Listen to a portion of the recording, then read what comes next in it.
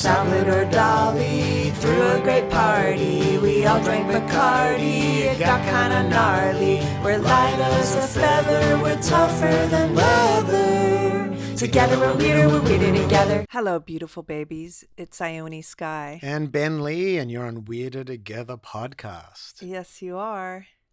How's things, babe?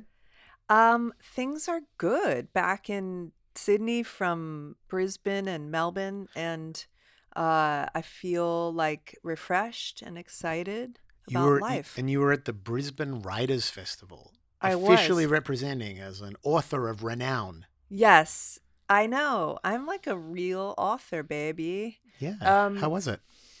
It was really good, and I was excited because I had one session with Griffin Dunne, because his amazing memoir was sort of, it's like funny because they complement each other, our memoirs, for some reason, even though we're of a slightly different generation and all that. And for people who don't know Griffin Dunne, what's his rough Griffin background? Dunne. Yeah.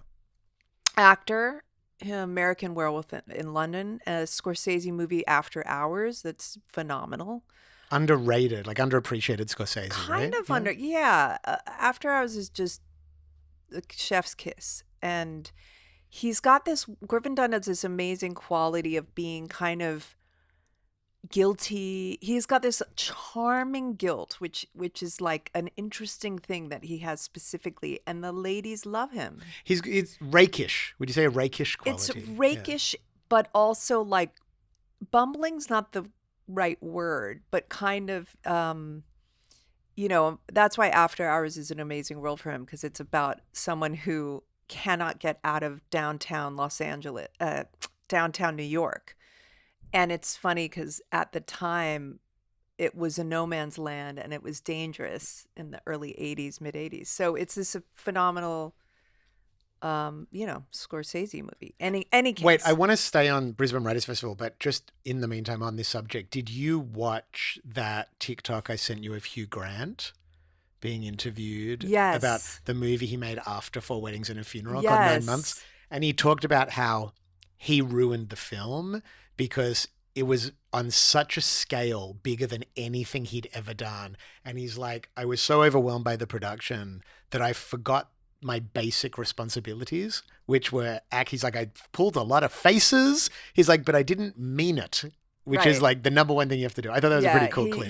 He went overboard thinking he needed to be big, like mugging it up to meet the budget and the production. But I just thought it because he's like the classic rake character. Sure. Like, yeah. Griffin Dunne's a bit of a rake character. Yes. Mm-hmm. And he directed very young when he was a out of work actor in New York. He bought the rights like before he even realized how to do anything. He and some friends did a movie. In any case, he also did a documentary about his aunt, Joan Didion, fairly recently. His father, Dominic Dunne, is a phenomenal writer. And I recently have done just like a back-to-back reading of Dominic Dunne's and listening. Back to back. That's your back at the first back. Well, listen. Yeah. Well, Dominic Dunne Griffin Dunne's dad has written so many books, and I won't go into Dominic Dunne, but I love his writing and I love listening to him. He read a couple of his books. Wait, Griffin read Dominic's? Griffin read his own book. Dominic Dunne has read a couple of his own books, and he has a wonderful voice. He did like this book about O.J. Simpson and coming back to Hollywood after being kind of sort of not blacklisted, but just like Dominic Dunne kind of crashed and burned at one point, and he comes back bigger than ever in a way to do these kind of in-depth like crime things. So anyway, if you don't know about Dominic Dunne, but anyway, it was so nice to have a friend. I don't know Griffin as well as we have mutual friends. He's friends with Alexi Wasser and Russell Steinberg and all the New York crew. My friend Happy, Zoe Cassavetes, Fisher Stevens. Anyway, it's just been lovely, and I might see him again in Sydney because he's doing a bigger book tour. My publicity for my book has kind of run out, but then this Writers Festival thing was one of the last exciting, and there'll be more. And they treat you well, right? Oh my God. Yeah, I was staying at this hotel in Brisbane called, I'll never know how to pronounce it, the Cali. Calais. It's spelled like, I'm from Cali, California, so I just pronounce it Cali. But it's the place to be in Brisbane. Well, it's comfy. It's fab. We sat by a pool. It's like the LA spot of Australia, I suppose. It's like got those vibes. And they treated me well. I loved talking about the book. It was lovely. What was the panel with Griffin, this specific talk you guys did?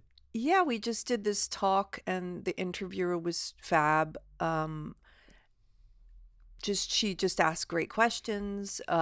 Griffin and I love telling stories, so we just could have gone on for 4 hours because we just love he's a great storyteller, and it was I thought it was just terrific, and I hope everyone did too. And then in a great cyclical nature of the universe way, your talk was moderated by Kelly Lloyd, who is from Scream Feeder, which is a 90s band from Brisbane that I love. They had this song called Sushi that I love. There was like, if you have to, I don't mind some. Wash the dishes, feed the fishes. So good. Anyway, that was I was like I'm still a little starstruck by like indie rock people that I admired in the 90s. Yeah. I mean, doing a book tour is you don't have to learn any lines. Like, it's sort of less pressure than doing a TV show or a movie, so I can relax and just, you just have to chit chat. Well, that's what Sally Seltman was saying, that because she wrote a book, Lovesome, and she did all the festivals, and she said it was her favorite part of promo she's ever done, because it's just like you're treated with a certain degree of dignity and respect as a writer that's often not afforded to musicians. And it doesn't get kind of like doing press for TV and film. You do, especially if it's one of those bigger jobs where you have proper press, like back to back to back interviews. And it ends up you start saying the same thing. Sure. Because you're talking about, I don't know, the movie, and it feels like you're being asked this. Whereas when you're talking about a memoir, it's almost like free therapy or something, but it never gets dull, as a Ben Lee lyric goes. So true. We should discuss your outfit today. And oh yeah. Well, I'm in Diane Keaton. I'm wearing a tie, and I'm wearing a black blouse. Diane Keaton passed away, and I just everyone is reliving everything they've seen. And, for those who don't know her personally, we feel we did, because she was so kooky but relatable in some ways. I think I first saw her in Bananas.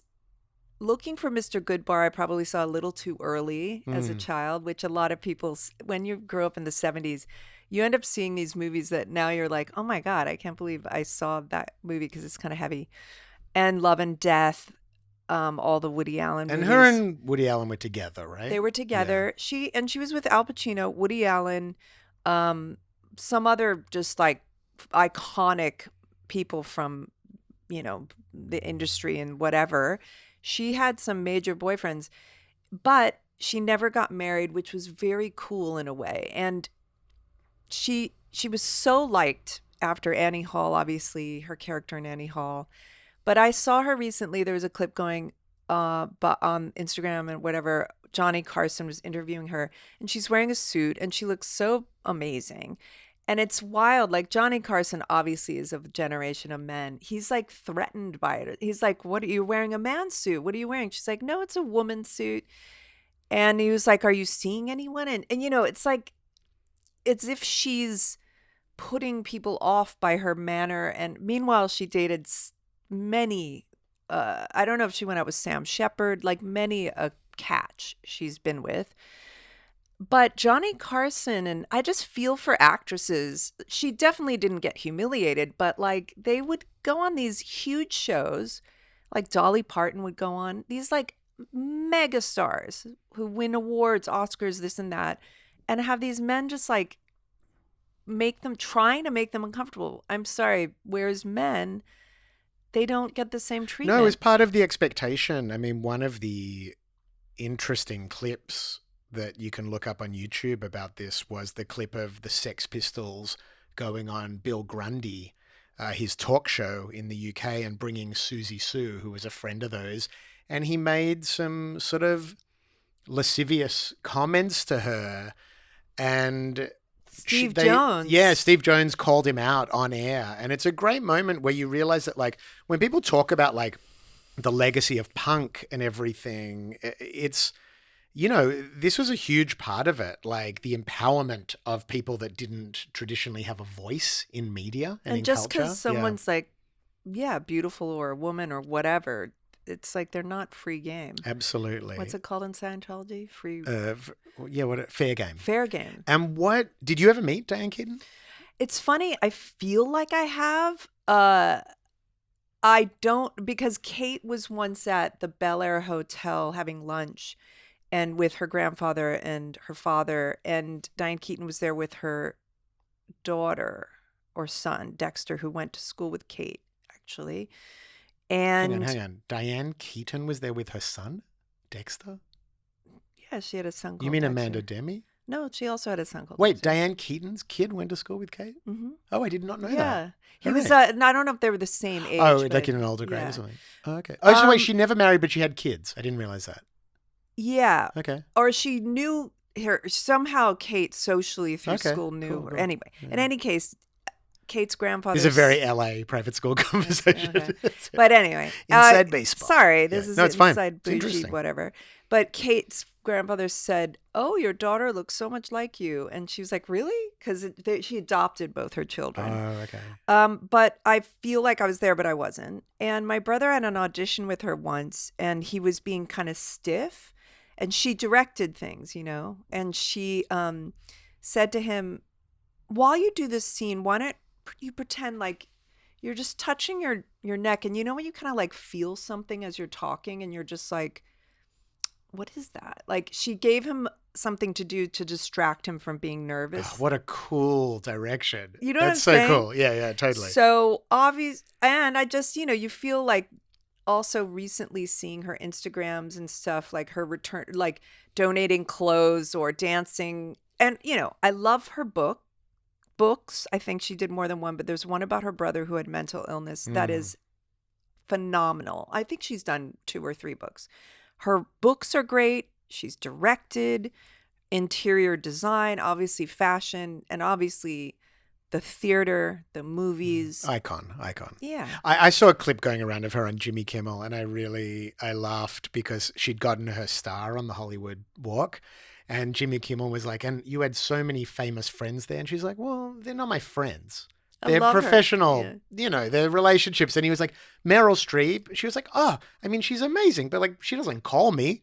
And I just thought it was so cool, that type of transparency. Oh, yeah. And she loved, I remember hearing that, you know, The First Vanishing, there was a movie, it's European. They remade it. It's a horror movie that's so interesting about the person who gets picked up in the car.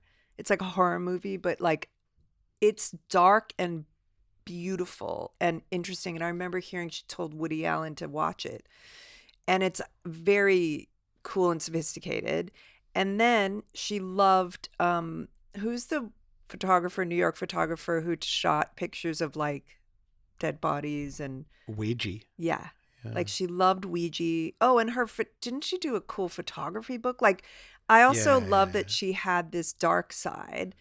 Yeah, I mean, just Well, I mean, how amazing. much, like, I don't know. I feel like for both not you dark and side, I, but you know, she's so sophisticated and interesting. Yeah. No, I feel like for you and I, artists like that who were interested in expression in different fields and didn't perceive themselves as limited by whatever their main moneymaker was, like, they really laid the groundwork for the types of careers that we're lucky enough to have, where we feel the freedom to move between different things. And some of them might be more commercially successful than others, but we feel as artists allowed to do that. And so these kind of people were pioneers in that. Yeah, I do love that. Yeah, I love. So I'm Amazing. not personally, obviously I didn't know her, but it's just so, she was pretty young, you know? Pour one out for Diane Keaton. Yes. Yeah, Yes. right on. And then you came down to Melbourne for my Melbourne show at the Northcote Theatre. I was so glad you were there. That was the show I just did in Melbourne was maybe one of the best shows I've ever done in my life. It was a packed theatre. We were deep enough into the tour that like we'd ironed out all the kinks of playing together, the band and doing the set and everything. And I was so profoundly moved by the atmosphere in the room and how much love people brought to it. It was incredible.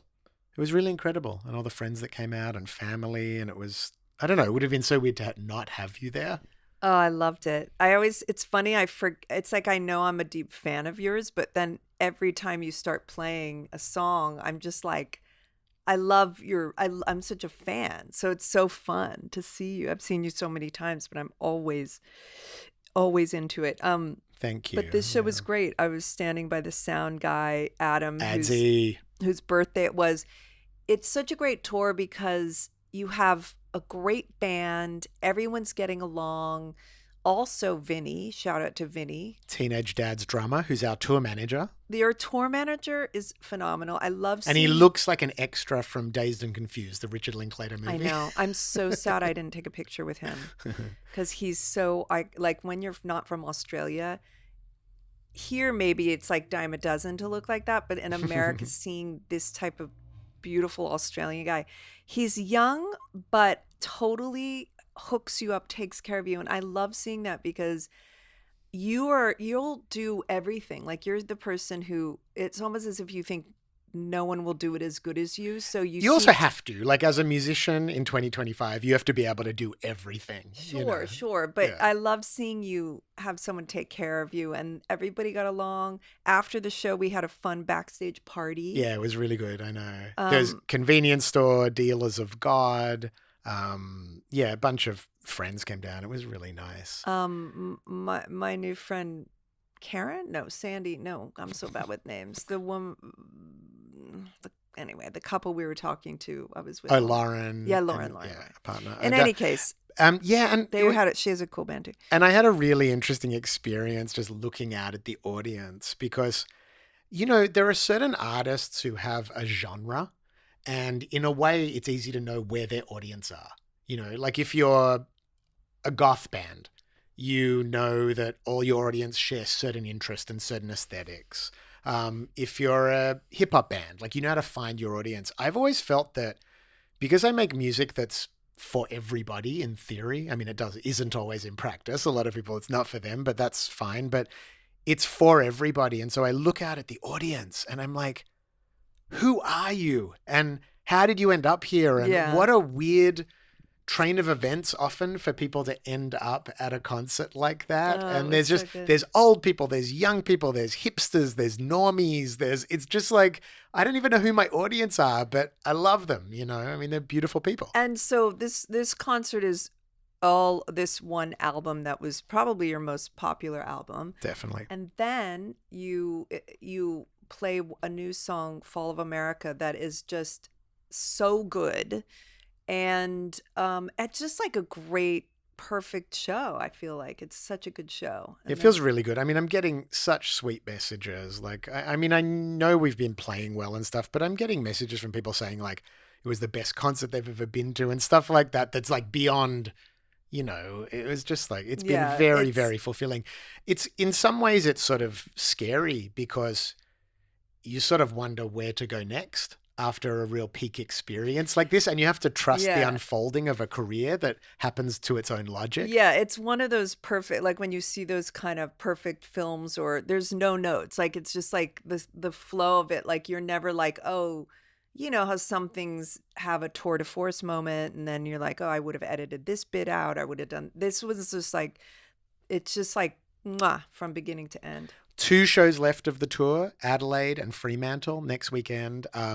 There's literally, I think, less than 10 tickets left for Fremantle, so people should rush and get those. There's some left for Adelaide because it's Adelaide, of course. Anyway, but yeah, then that's the end of the tour, so pretty exciting. Congrats. Let's talk about this record. Okay. we have been sent by Interscope the re-release of the 1994 Luscious Jackson album, Natural Ingredients. This is an important record. And yeah.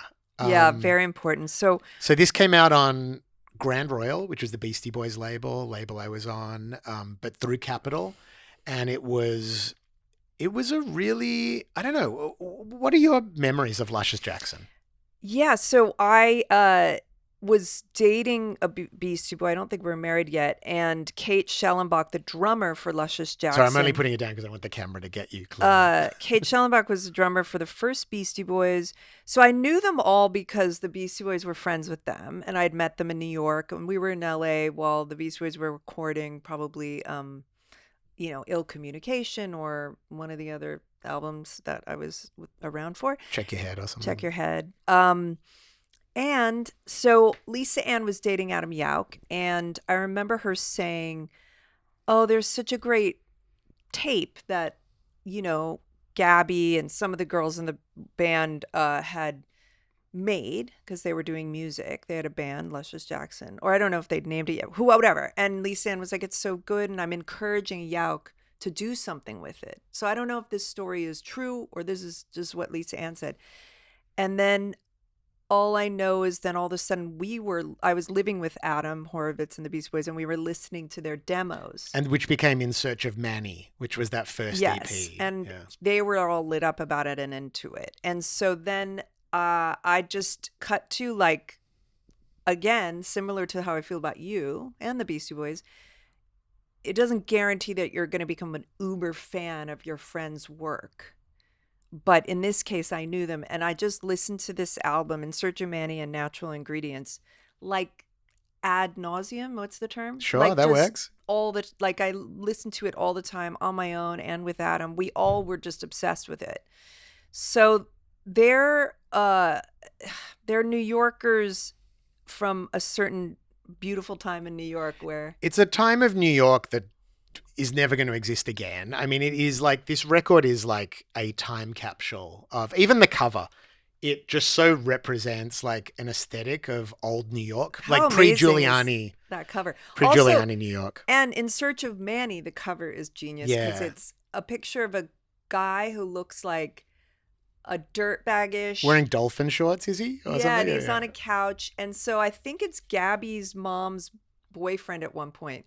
And if you know, you know. It's like when you're single moms dating these guys that are just hanging around and you're like, do I become friends with them or do I hate them? And what did they're sitting on my couch? Like, it's like sort of the classic shot of a single mom's boyfriend, but like not sinister. Yeah. Just sweet, but like, you know what I mean? And that EP had a song on it called Keep On Rockin' It. That was, I don't know, to me, I think that song was the one that separated them from, because there was so many bands around then, but not everyone can write a song like that. Yeah. That was like, it was cool, but you could also imagine it being on the radio and being like in a dance club. And they were bringing together so many different sort of aesthetics and styles. And it was like really timely. And this record, I felt like they really stepped up and like had a shot at the title with it. And it's a gorgeous record. Yeah, definitely. But let's keep putting it down just so it doesn't block the shots. Yeah, I know. I'm like holding it in front of my face. So yeah, the songs. Okay, so these records, this record, the other one, they're like, I was trying to describe it. It's like those records you could put on and play it's a no skip record. Like you could play the whole thing in your house while friends are over, while you're alone. And not in a way, not because it's boring, not because it's background music. That's why when I say no skip, I don't want to, it's not elevator music, but it's got a mood. Yes. Yeah. It's got a mood. I mean, we just put it on this morning while we were setting up the pod. It's just the best and it was just vibe. like grooving around. The samples, it just, I don't know how to describe how much I love it. And I know every word. And you know every word because you were on tour with them. Yeah, I toured with them. on Breathing Tornadoes, I opened for Luscious Jackson around America for I think 6 weeks, and you were there because you were dating Kate at the time. Yes. So funny. This is one of the times our lives intersected. That could you imagine if someone had told us, "Hey, one day you guys are gonna get married, have kids, be living in Australia." I know. Be hosting a podcast. We'd be like, "What's a podcast?" So were you with Claire yet? Yeah, I was with Claire. Okay, yeah, because I remember. Do you remember being in a stairwell? Yeah, I remember you standing. I remember seeing you sort of backlit in a stairwell. Yeah, it was just such a. And you're always smiling. Aww. But one of the interesting things about Luscious Jackson and the role they played in alternative culture is this was the moment of people that know the Beastie Boys history know that their initial phase of fame had sort of come under some criticism from feminists, from sort of like, this is like pre-woke days. Right. And you could say the Beastie Boys were the first band to go woke. You know what I mean? They're the first band that like intentionally said, we are going to start using our platform for a more evolved cause, not to have giant penises on stage. Right. And it was really relevant that the first band they gave that platform to was Luscious Jackson, not because it was like overtly feminist in a like overtly political way, but this is music about being a strong, artistic, emotional woman. And I think that was like really interesting at the time. I remember like, because I was so steeped in the indie rock of the era, no one talked about feelings. And these Luscious Jackson songs were really emotionally intelligent. They were a lot about like the amount of songs that mention like the lies that I tell and how it feels and it was like, to me, that was actually kind of in the sarcastic, ironic 90s to actually be emotionally honest in hip music was not something that was done. Well, because you have Lilith Fair, which was like so earnest. Very earnest. But this was what was so great is Gabby, the singer. Jill, Gabby and Vivian all shared vocals or? I believe so. I know that Jill and Gabby did. Right. I can't. Because Vivian and Jill did Co-Stars. Remember that side project that I love too? Yeah. Oh, cool. Anyway, sorry to interrupt. Yes. So yeah. And there was a sexiness, but a like strongness. It was just so great because it was one of those things where it didn't hit you over the head like this is a girl group, which is fine if it did hit you over the head. But I love just...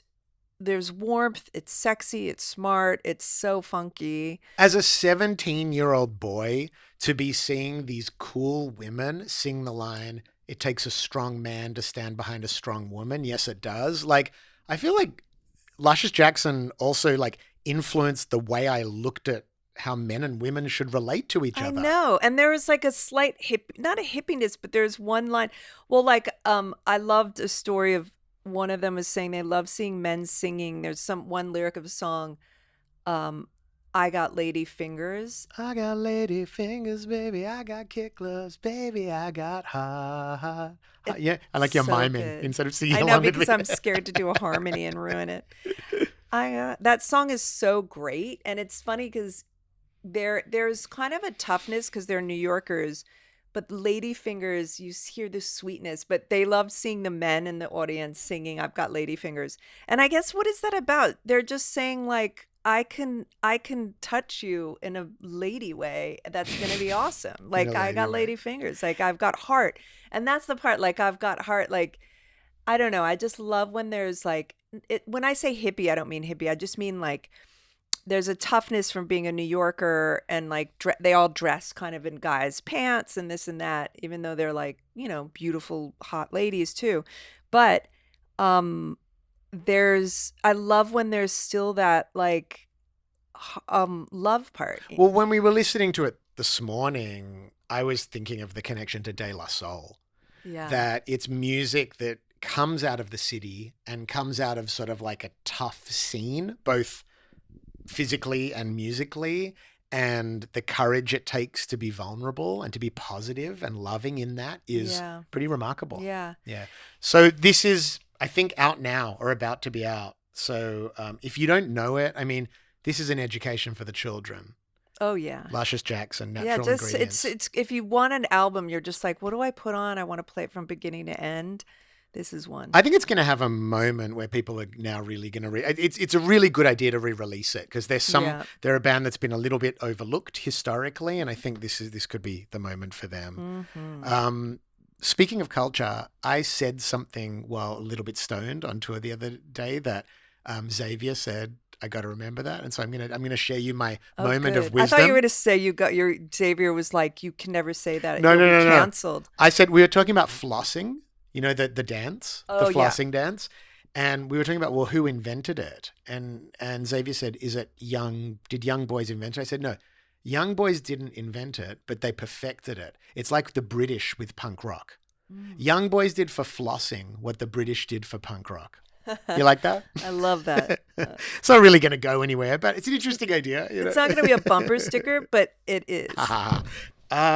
We've been watching the new Steve Coogan, Alan Partridge show, How Are You? It's Alan, in parentheses, Partridge.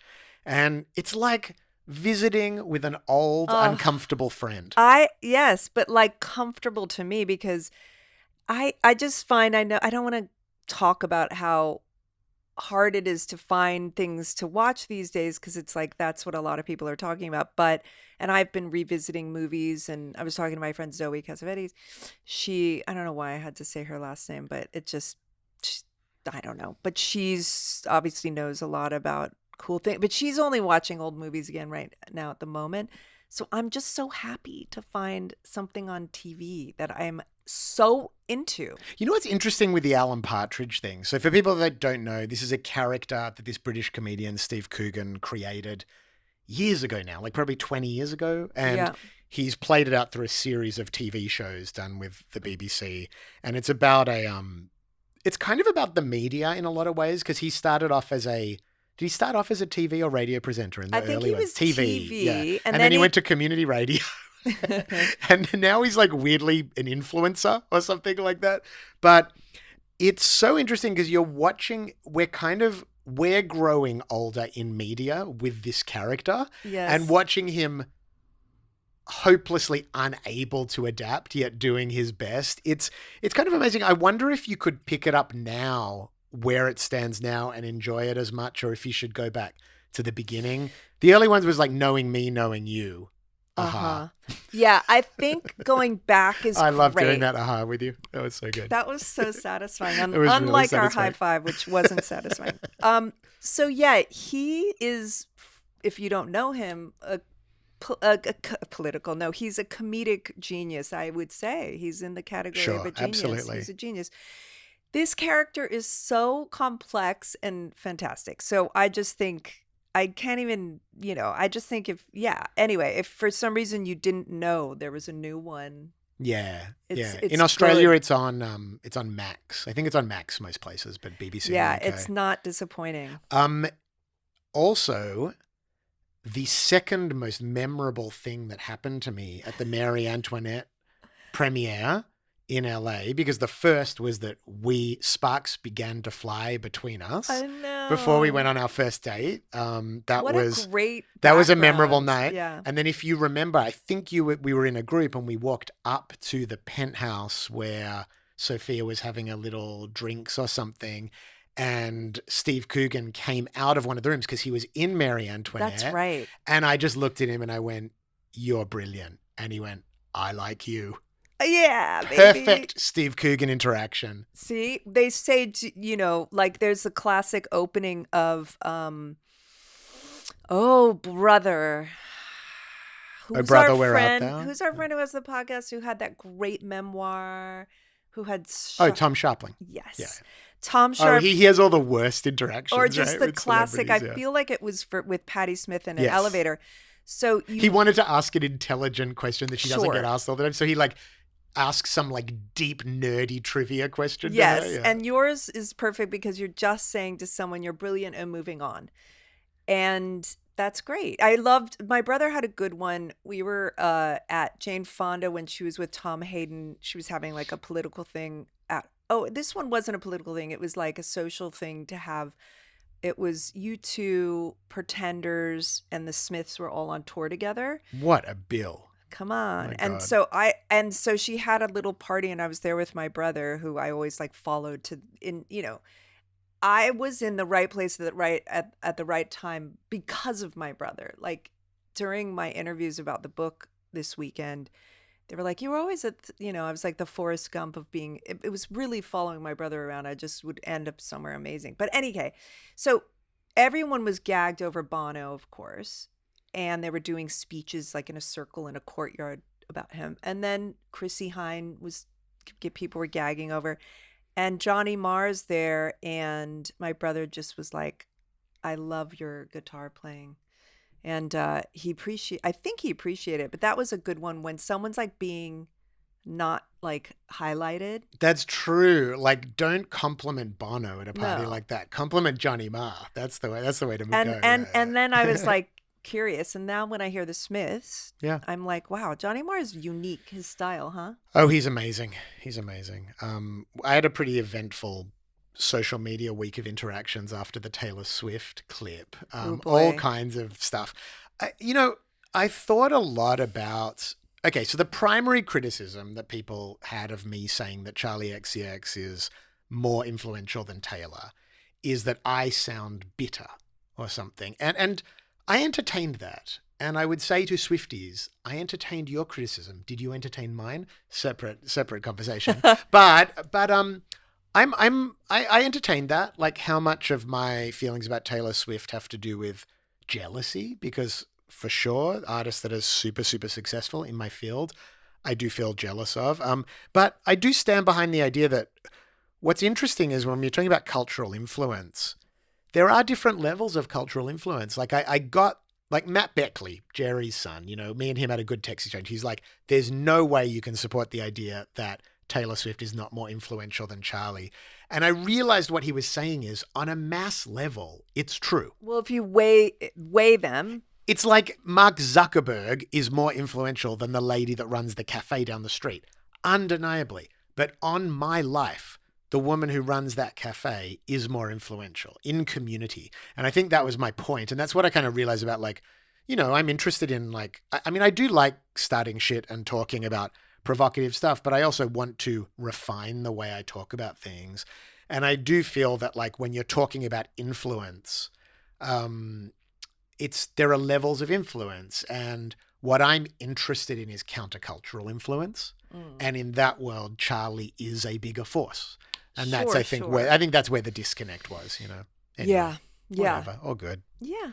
So, I don't know. Should we wrap it up there? Are we going to go see the Bruce Springsteen movie tonight? I don't know if we're going to make it. We'll see. We've got tickets. I'd like to.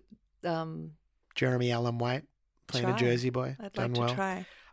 Beautiful babies, we love you. We love you. Come to the Adelaide or Freo shows if you're on those sides of the country this weekend. Freo's basically Perth. Yeah, it's a half an hour outside. I don't mean to put down Freo. I'm just saying it's near Perth. Yeah, it's the Perth play, exactly. And yeah, we love checking in with you. We love checking in with you. If you have a question for us, we do the mini episodes on Fridays, and you can send us an email at weirdertogetherpod@gmail.com, and we'll chat soon. Yeah. Oh, yeah. We will. Bye. Together we're weirder together.